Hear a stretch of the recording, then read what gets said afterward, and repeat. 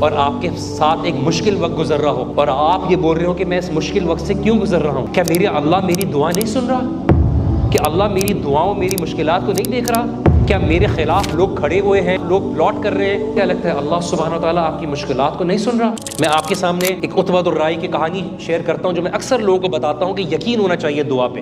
نہایت ہی knowledgeable scholar اور متقی پرہیزگار، انہوں نے ارادہ کیا میں حج کی نیت کرتا ہوں اور حج کے لیے نکل جاتا ہوں۔ اس زمانے میں 6 مہینے لگتے تھے حج کے لیے جانے کے لیے۔ تو انہوں نے گھر والوں سے مشورہ کیا تو بیگم نے بولا کہ آپ گھر بار چھوڑ کے چلے جائیں گے، کیا معاملہ ہوگا؟ انہوں نے بولا میں نے 6 مہینے کا راشن جمع کیا ہوا ہے، آپ لوگ مجھے بتائیے، کوئی ایسا مسئلہ نہیں ہے، میں حج کے لیے نہیں جاتا ہوں۔ لیکن بیٹی جو تھی سمجھدار تھی، بیٹی نے بولا کہ نہیں والد صاحب آپ یہ فریضہ ادا کریں، زندگی ہے یا نہیں ہے اللہ سبحانہ و تعالیٰ ہمارے لیے انتظام کر دے گا۔ 6 مہینے گزر گئے، گھر کا راشن ختم ہونے لگا، بیٹی کو والدہ نے سنانا شروع کیا تو بیٹی نے جائے نماز بچھائی اور دعا کی اور دی کہ اللہ سبحانہ وتعالیٰ میں نے تجھ پر توکل کر کے اپنے والد صاحب کو حج کے لیے بھیجا تھا، اب تو انتظام کر۔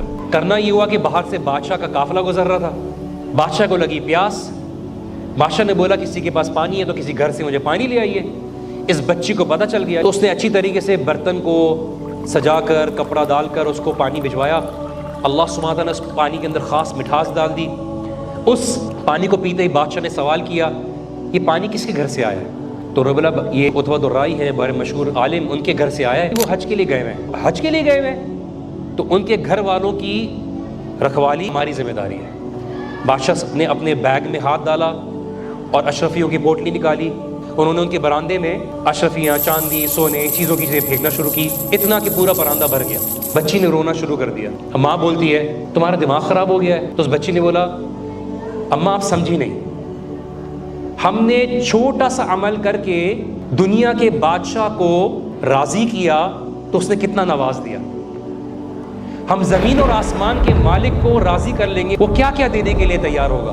ہود علیہ السلام ہے، سورہ ہود میں ان کی کیا دعا تھی کہ ان ربی قریب مجیب، میرا رب میرے قریب ہے، میرا رب میری دعا سنتا ہے۔ اور آپ کے ساتھ ایک مشکل وقت گزر رہا ہو اور آپ یہ بول رہے ہو کہ میں اس مشکل وقت سے کیوں گزر رہا ہوں، کیا میرے اللہ میری دعا نہیں سن رہا؟